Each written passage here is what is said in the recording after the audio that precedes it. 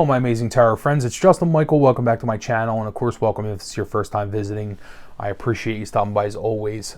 So I have this deck here. It's called the Gnostic Tarot, which came to me tonight, actually. I received this package, and it was passed to me by a friend who basically didn't connect with the deck, but she said to me before she gave it to me, she was like, you know, this is something that you'll really like. So I'm gifting it to you, and I appreciate that person very much. So thank you. And you know, so I was planning to do another walkthrough tonight of another deck, and I decided to push that back. I'm going to do that another day, and I decided to do this instead because the first thing I noticed when I got this deck was there was no name on it anywhere. You know, there's no name in the book. There's no name on the box, and I never see that. You know, you never see a tarot deck or a book even with no name on it. You know, sometimes you'll see anonymous or this or that, but even if you write anonymous, it's kind of like it's a little bit of a taking some kind of credit, you know. But the fact that it was left blank it spoke to me in a way that intrigued me. So I wanted to know more, and I sat down to read the book. So I just want to show you a brief outline of the book, and I want to talk about a little bit why it kind of fascinated me. So first off, it comes with this really nice sized book, which is going to be essential for this deck. And you know, so I was able to do a Google search and find out who published this, and the person's name is Chris Leach, and they've done other tarot decks and so forth, but his name is nowhere to be found in the book or on the deck.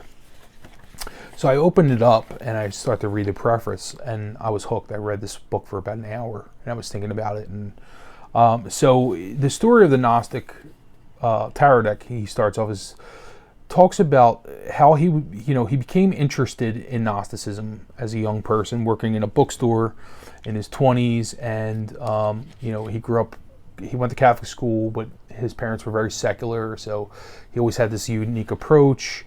And basically, he met this guy while working in a bookshop he refers to as the Painter.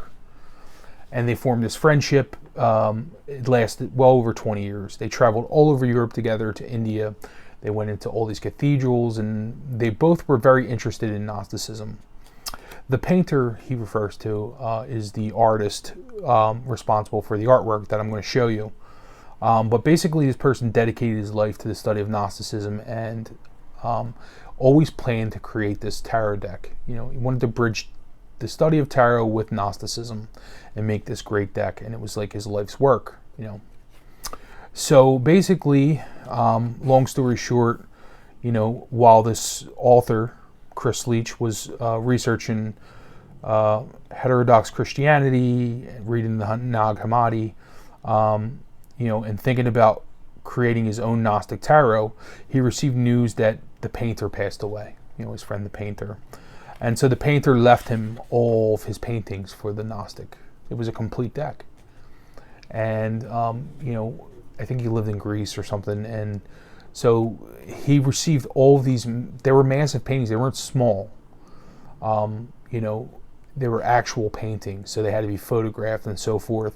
But basically, that's it, you know. And so the Painter's wishes with the Gnostic Tarot was, you know, that he could publish the deck, but that he wanted to remain anonymous, not be identified.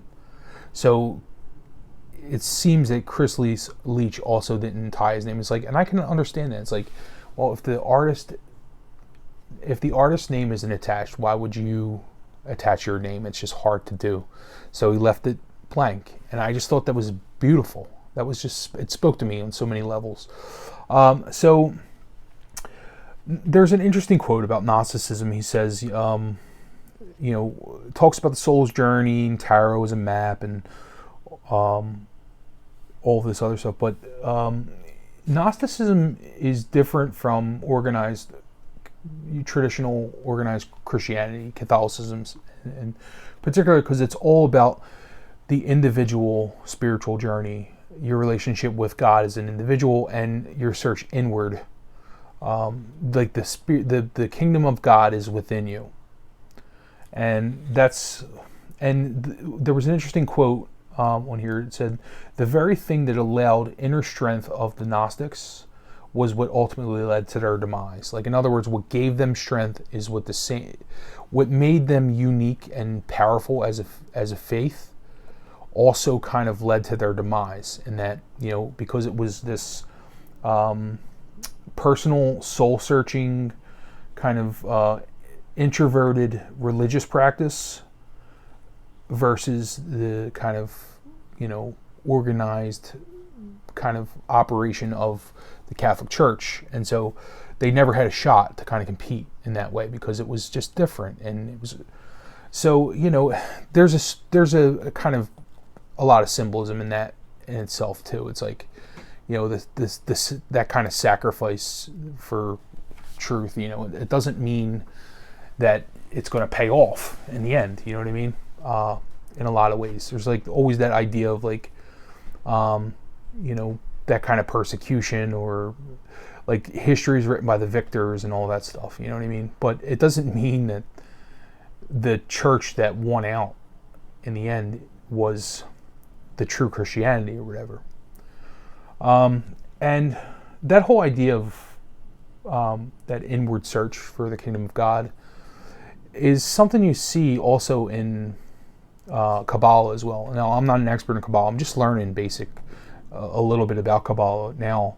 I'm reading a book by Rachel Pollack called the Kabbalah Tree, which is based on Herman Handel's tree. And I'm listening to this rabbi talk about, I can't remember his name, but he's basically, it's like an intro to Kabbalah, and I'm learning a bit about it. But it just seems like that very principle of that inward search for spirituality is something that doesn't really exist much in the West, but it did, like there was that aspect of that kind of personal inward search for God that existed in early Christianity, but it was kind of stamped out. And a lot of people who were interested in spirituality, in that personal spirituality, they kind of retreat to Eastern religions a lot. Like, you see a lot of Buddhism and Hinduism, but there's a great tradition which is very similar to in a lot of ways to the Eastern traditions within Christian history. It's Gnosticism, and I just find it fascinating. So this is a Jungian deck. It's a Gnostic Tarot deck. It deals with a lot of stuff with Carl Jung, and so that's what he talks about, and then it goes into how to use the Gnostic Tarot. He talks about Carl Jung and active imagination, which is how Jung wrote the Red Book, which was, he would have waking dreams. He would just basically sit and he would engage these archetypes in his mind, and that led to the creation of the Red Book, which wasn't published for years because, people would think he was a raving lunatic, and it's why he didn't talk about it much, But it's a very powerful idea, and so that's one aspect of it. But it's interesting because it's very Jungian in one sense, and then so you have all the glossary here of terms: the self, the ego, the shadow, the persona, anima animus, the inner child, the other, individuation, which is the process that Jung described of, fully integrating yourself, or like, your soul's journey, which is very much what the tarot is about anyway, the modern tarot.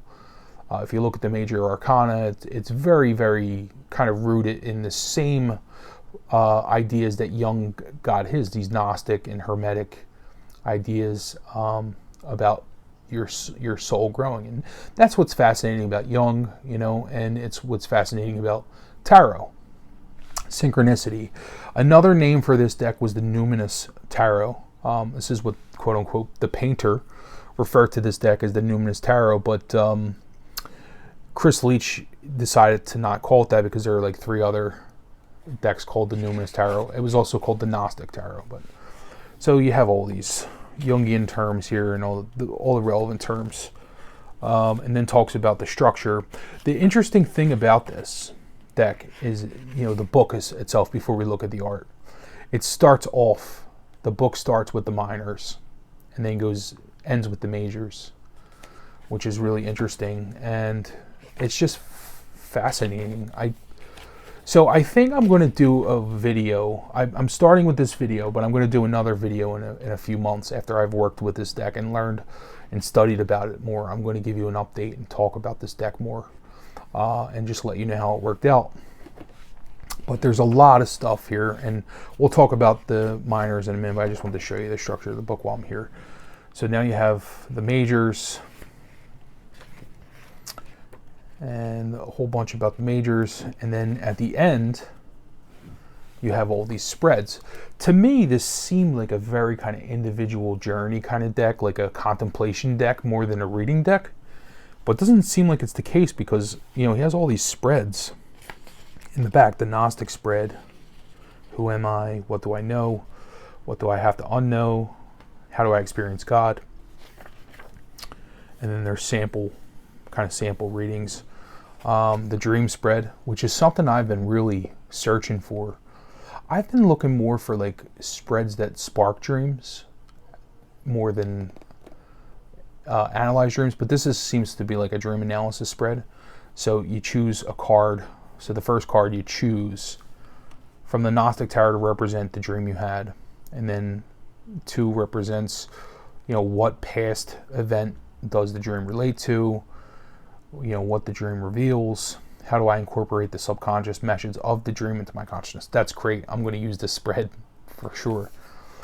You have a Kundalini spread, active imagination spread, you know, there's a lot in here. So it's a reading oriented kind of deck, which is different than what my first impression was. So let's take a look at the deck, and I'm going to show you more from the book when I pull out the cards. So we're going to start with, first off, let me just show you the box is really, really nice. It's a 2-part box, nice quality, and you know, I like the color green, and it's just really nice. It kind of reminds me of the box. I don't know if you have this deck, but the deck by Pawnset, the Conver deck that Yves Renaud puts out, it's like that kind of box, which you don't see very much of, but I like. And because the book starts with the minors, we're going to start looking at the minors first. But the card stock is very matte. It's really nice. They slide well. It's kind of like that S30 make playing cards type quality. It's adequate. It's very good card stock. It's like good playing card paper. It's a big deck, you know, which is part of the reason why my friend probably didn't like it. You know, but also the artwork is not exactly traditional. It's very complex, as you'll see in a minute. So we're going to take a look at the Ace of Fire here. And I'm going to pull out the book. So now the deck is color-coded, the minors. They're, you know, it's worked out in a way where it's all color-coded. And so now you have here the Ace of Fire. You have an alternate title for each, which this one is Gnostic. And then the title, which is Legend. I don't know. I'm sure it's going to go into it. Like I said, I haven't worked with it. I only read through it. I didn't read everything, and I plan to work with this deck for the next few months, and I'm going to give you an update and then do another video on it and share some thoughts on what I learned and so forth. But so, you know, it just says, so, well, I'll let you look at the card while I read it. So it says, right from the first card of the deck, the alternate title of this painting declares the spiritual basis of the Gnostic Tarot to be Gnosis. Gnosticism is based on a first-hand experience of spirituality. In Christian terms, this means the almost total reliance on the individual or self in question and God's divine gift of the Holy Spirit. When the Paraclete or Pneuma was bestowed on the apostles at Pentecost, it took the form of tongues of fire which parted and came to rest on each one of them. Okay, so, you know, it's got a lot of stuff that is going to tie into Christianity. The aces signify new beginnings. The Ace of Fire indicates an awakening, spiritual life. And then it goes into the description. So here on the first card of the tarot, we see a solitary figure representing the self. This figure may be male or female, granted the suit of fire is traditionally aligned with male energy. The Gnostic is rendered in red. This Gnostic is rendered in red. the color traditionally associated with the suit of fire and male energy.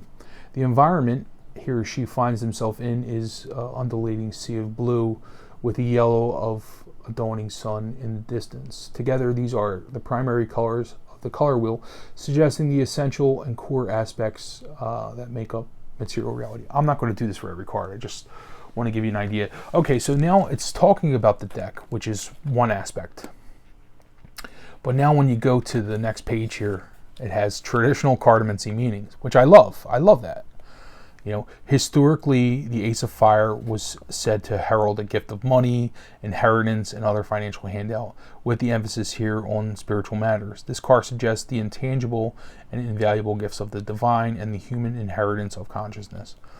So, you know, that's interesting, and card meanings in brief and so forth. There's a lot of information in here, and it seems like they're targeting kind of this, the people that are looking for spiritual development and growth from working with the deck and doing active imagination meditations and so forth with it. But you could also read with this deck as well. It is what it seems like. The art is not going to be like every other deck that you see, but it kind of reminds me a little bit of like soul cards in a way, the artwork, and it's really beautiful. And I just think this is a very special deck. Because of the story attached to it, and it resonates with me in so many ways I can't tell you.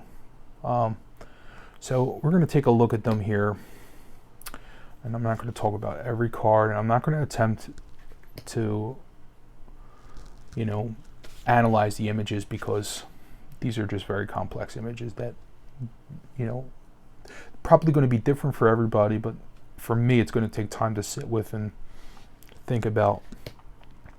If I notice anything, I'll point it out, but I'm just going to let you look at the artwork. I'm going to go fairly fast. They're complex images, so if you want to pause, you can always pause to look.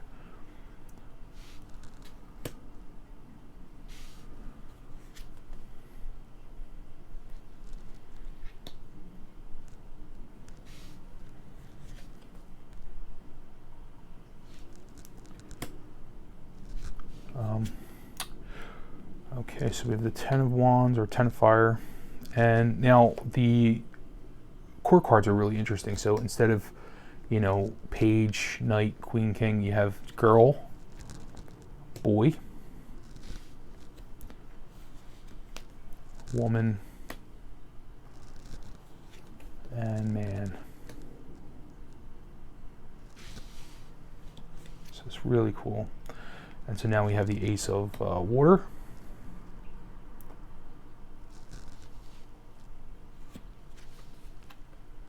The artwork I find to be very beautiful, and this is somebody's life work, you know, their life's work. Like, obviously there's layers to this, that the person, the quote-unquote painter, left journals of information on each of the paintings.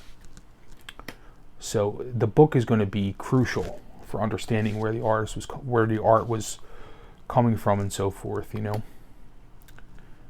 And I can certainly see why this wouldn't jive with some people, but for me, it's complex, and it's going to take work. Some decks you can sit and do a reading with the first day you get it. And other decks, you know, you have to really work with and take time, and because it's like a system of its own. You know, it needs some kind of, it needs a lot of respect shown to it.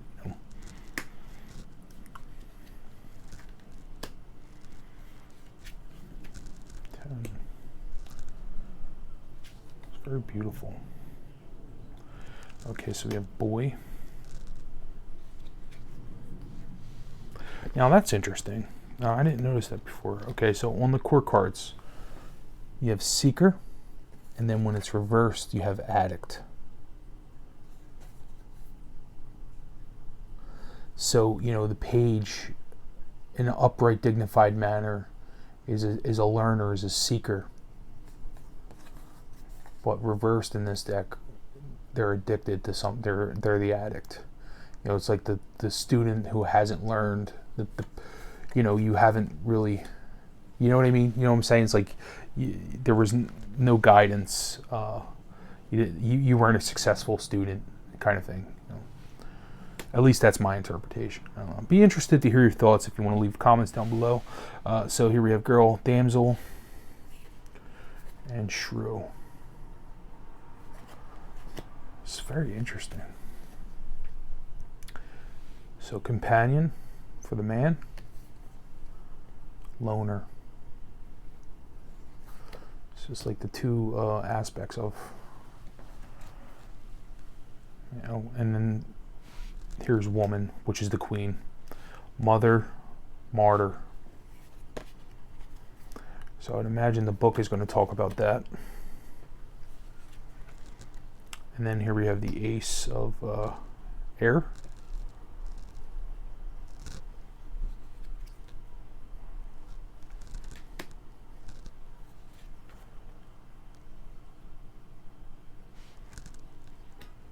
Really interesting art that you can just really get lost in. And like I said, I'm not going to try and tell you what to say, because one thing was interesting I remember reading in the book was you know, there are no individuals drawn in these images. They're only like emotions and situations and like feelings from the psyche. It's not like specific people drawn, you know. And this was interesting. So the six of airs essentially is the six of swords. You have a figure in a boat. That's about the most of the Rider-Waite-Smith that I've seen in this deck. I haven't seen anything else. You know, maybe I missed something, but to me it doesn't seem very Rider-Waite-Smith. Could be, but he's heading for some sort of island or something. And the art is just, it's beautiful. It's really stunning. Very cerebral. And you have the Eight of Air.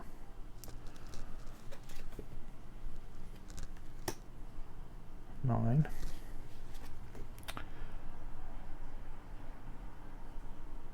And you have the Ten of Swords. Like, I'm looking to see, you know, how that would relate to like a figure with 10 swords stabbed in their back, and I just don't see it. But they do have like maybe the weight of the world on their back in a way, something like that, you know. And they just look exhausted. So it's got depth. Okay, so you have girl here. So sadist, or masochist, sadist. Huh, that's really interesting.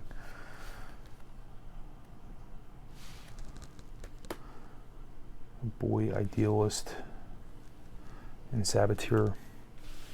Somebody who looks forward to something. The male aspect of the knight or whatever is like the idealist. Well, I don't know if it's going to be the same as the knight, you know. But and then saboteur is like somebody who looks forward, optimistic about something, and somebody who self-sabotages. You know? Okay, the woman, wise old woman, and then reversed is going to be witch.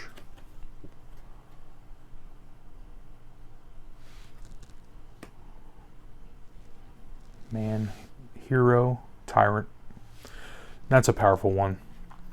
So with the King of Swords, you know, I think you know, with all kings, it's like you have the potential to be great. You know, anybody that has any kind of power whatsoever, it's the same test, and so many people fail. But it's like, you know, if you have power and privilege over others, do you abuse that power? Are you a tyrant, or are you a hero? Do you lead and live your life in an upright way? And so few people, I feel like, in life in general, I don't want to say so few people, but it's rare, you know. I think it's rarer than, because everybody has moments of kind of, we're all tyrants occasionally, you know, and I don't think you can be judged. Your life is made up of a lot of different actions, you know, that you make, and we can all be either one of those in multiple situations. But it's like, who are you in general, you know? Are you a tyrant or are you a hero? You know, that kind of thing. When you have power over other people. And then we have Ace of Earth, Two of Earth. So really, really interesting. This here, the Three of Pentacles, you know, it kind of reminds me more of like the Three of Cups in a way, than it does the Three of Pentacles, because it doesn't, you know, when you think of the Three of Pentacles in the Rider-Waite-Smith, you have the kind of collaborative work of that's taking place in the church with the artist and the architect and whatever, but the priest, I think, is there. But here you have three figures, and one is pregnant, and it's a lot of feminine energy. It's very earthly, feminine, fertility kind of thing, you know, which relates to the Empress in a way. And then we have the Four of Earth. So I hope you don't mind my sharing my interpretations. I'm not trying to tell you how to think about the cards, but these are just thoughts I have.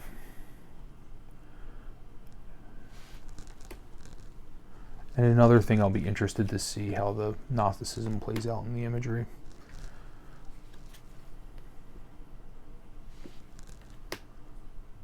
I don't think it's going to really deal with like Christianity so much as just it's Gnostic in that I think one of the quotes in the beginning was, it's a Gnostic Tarot deck because it invokes an inward spiritual journey.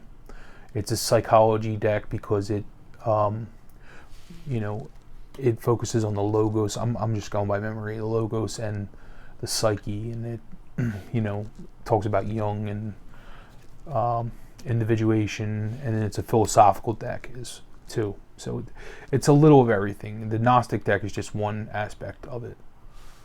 So anyway, I'll be curious to see what you think of this. Definitely leave your comments below, and if you have any questions, for sure, leave them below. What do you think of this deck? All right, so now we're on to the majors, which is, you know, this is how they structured it. And let me just move to the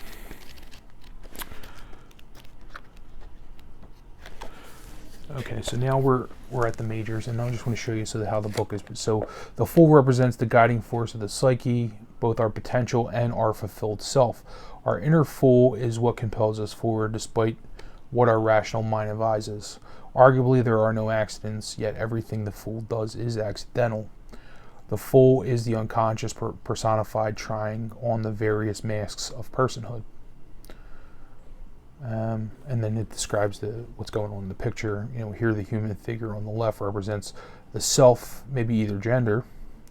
Given the clothing and earring, one may assume she is female. The mask, so she has a mask on, so it's like all about masking. Masks in the Gnostic Tarot. Okay, so all of the masks in the Gnostic Tarot represent the persona. The exaggerated quality of the mask on the full card suggests that witnessed here is some sort of masquerade. Yeah, so card meaning in brief. So it has a brief breakdown of, you know, what the Fool is.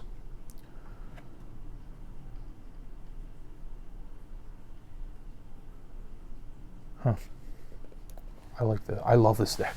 I actually, the book especially is so good.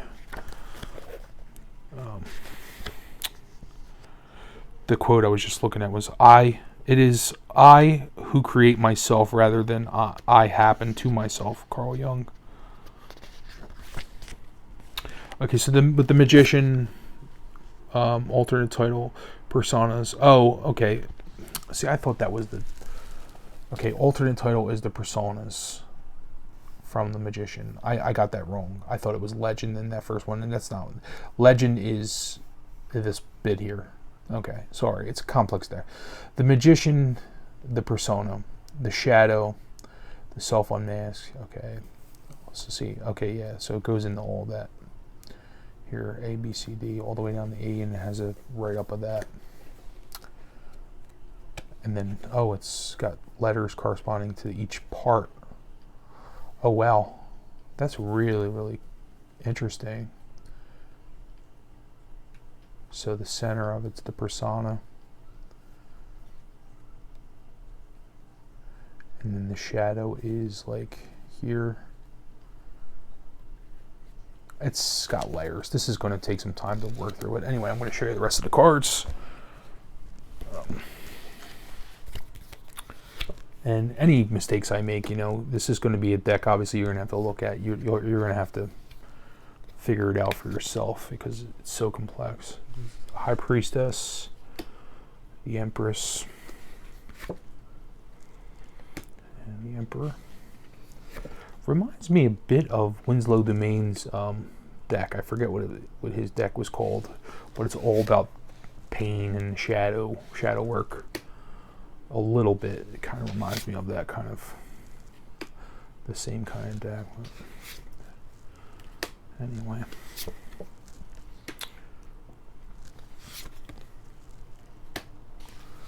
Wheel of Fortune and Strength at 11. There's the Hangman. It's an interesting Hangman. I'm going to have to take a look at that in the book. You can see the figure here. Like, you don't see, because you see faces everywhere. And like I said before, you know, there's not specific people mentioned. It's situations and emotions, and it's all very interesting. Temperance. Oh, wait. Yeah. Okay. So I was looking at that. I was like, where's the devil? You know, I didn't see the devil. But then if you look here, you have two eyes and like a very demonic face. It's just not very obvious at first. So this is a little longer than my normal walkthrough, but this was a complex deck and I wanted to take the time to explain it to you. And I'm going to do another video after I've worked with this deck a little bit and tell you a bit about my experience with it. But I hope you found this interesting. Please let me know down below what you think. Do you have this deck? Do you like it? What do you think of it? And I appreciate you as always for stopping by. And until next time, love and peace. By the way, I will leave the link for the shop down below. And I appreciate you guys stopping by. So we'll talk soon. Love and peace. Bye-bye.